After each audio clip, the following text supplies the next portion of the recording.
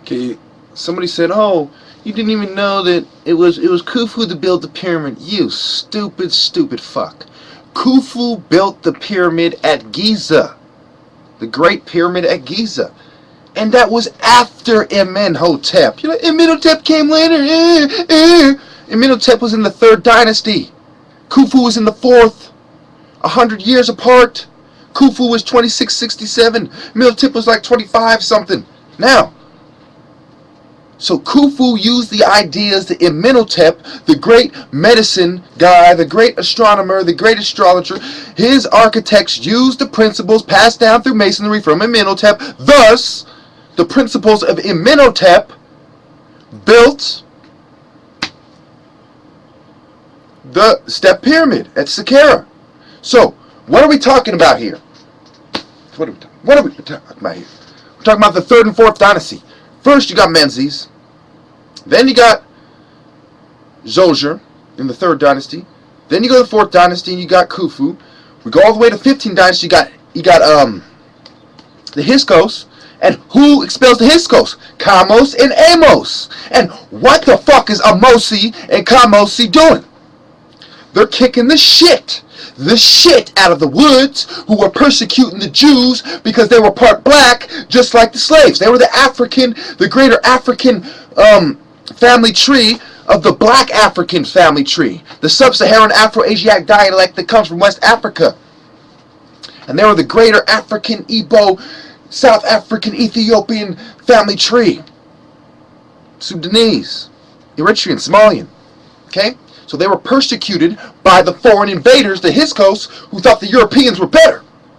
So when the Hyksos got expelled, in the 25th dynasty comes along later, it was between those dynasties that came after the 15th and the 25th that allowed for the Jews to make their exodus and to have a place to go. So it was the black Africans like the 18th and the 19th dynasty. Akhenaten, Tutmosis, Tutankhamun, Ramses the Great. It was the 18th and the 19th dynasty where you have the exodus, right? So it was the black dynasties. White dynasties were the oppressor who gave Abraham a hard time and almost slept with his wife, but using the principles passed down to him from the black Egyptian law, it kept the white wood from sleeping with their wife. So Abraham gets his place in the Delta, he leaves, goes to Israel. Later on, Jacob and Joseph and all the tribes of Israel come to Egypt when Joseph is made the chancellor. And then his descendants reign there for quite some time as part of the black Egyptian hierarchy. And then, remember, Semites are dark-skinned. It's where the white genome and the black genome start to split apart. This is like the transitional zone between being a European and being an African. But when you're in the continent of Africa, you are now a black African white-looking man. But if you're a white person in Greece, you're now a black African European. You're European, but you're part of the, you see what I'm saying? So even though these guys can be part of the European genome as well, they're African black people, first and foremost. That's why Egypt was more interested in Nubia than Asia. So, and that's all the way until the foreign period. So until the foreign kingdoms and antiquity, the white man wasn't doing shit.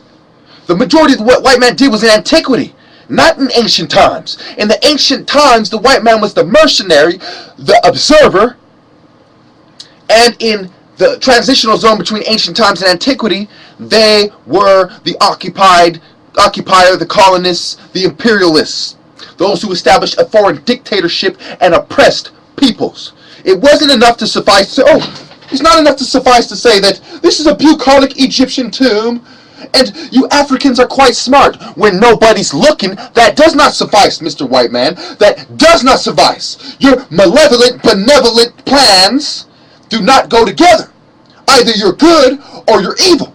Either you're following God or you're following the devil.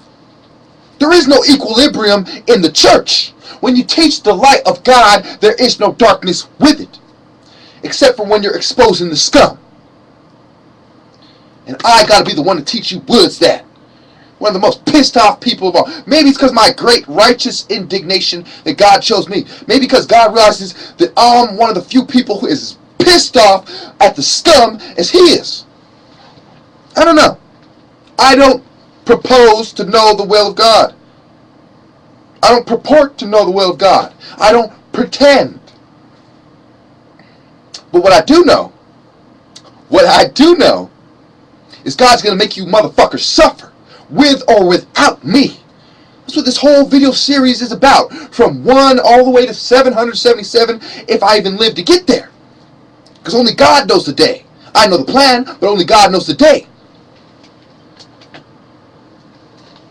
Oh, I would love to join you in the battlefield, my friends, if I did not have to do the work of the Lord. The divine work, not the great work of Satan, but the divine work of our Lord. The only equilibrium is sorting through everything and finding the precious metals. The only equilibrium, Mr. White Man, Mr. I claim to solve it all. There's metals in the ground, and you claim to be the one who made all the metals, right? We're the alchemists who dug up the metals first. We're the alchemists who started manipulating the metals and rubbers and all this stuff. But you're the woods. Where's the rubber tree from?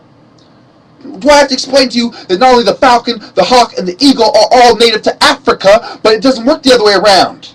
It doesn't work the other way around because animals come from the motherland, not from some foreign land. God comes from the motherland, not from some foreign land. Jesus had to go to the motherland, not to some foreign land. And when he left, he went to Israel. He said, I'm not going to go preach to the woods in Europe.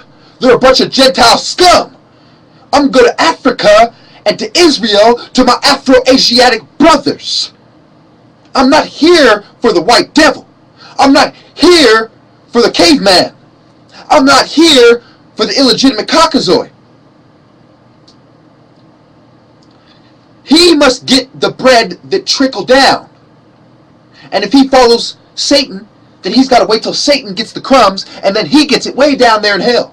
You see, hell is part of the hierarchy, part of the divine structure of God. You have God and the angels below him, and then everybody else. And many of you say, but the angels serve us. The angels don't serve us, you fool. The angels serve God, and they just happen to help us while they're doing it. In the greater picture, they're above you, scum. Never forget that.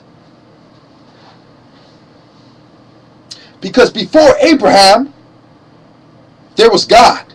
Before the white man, there was the black man.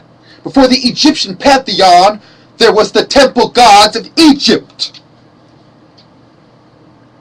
And before the liars, there was truth. In the beginning, there was the Word. In the beginning, there was the truth. There was the light. There was God. And what happened after that? The Neanderthal, Germanic, Bavarian conspiracy is what happened after that. And I've elaborated on that in all the videos prior to this one. And remember, it's not enough to say we suffice.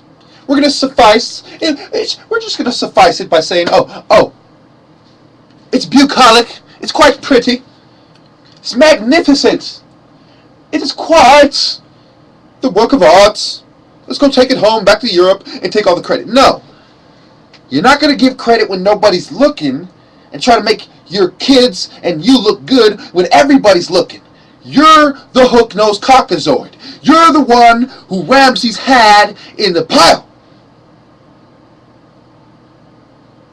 You're the Libyan. You're the illegitimate European barbarian who didn't know nothing about nothing till he went down, learned civilization, went back up, and reinstalled his own twist of African civilization. Thus, my original claim that Western culture, quote-unquote, is nothing but African Masonic ideology with a white man's twist. Because there is nothing that the white man has done that hasn't been done before in some form or shape. He did not come up with any ideas inspired by God. We did. He simply built on that. He's the motherfucker who's in it for the last 10 yards. We ran the 90. We ran the 100. And they want to stop us at the 90 while they run the last 10. And I say, no, no, no, no, no, no, no, no, no, no. Because the pen is mightier than the sword.